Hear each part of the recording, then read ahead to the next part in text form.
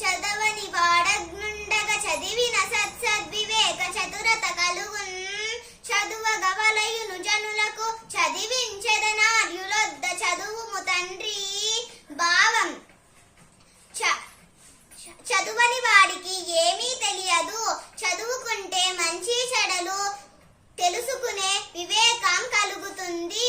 అందువలనే మనుషులందరూ చదువుకోవాలి.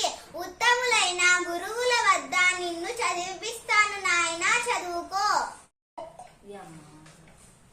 తరువుల తిరస ఫల భార గురుతగాంచు నింగివ్రేలుచు నమృతమొసంగు మేగు డుద్దతులు బారు బుధులు సమృద్ధి చేత జగతి నుపకర్తలకు నిధి సహజ గుణము.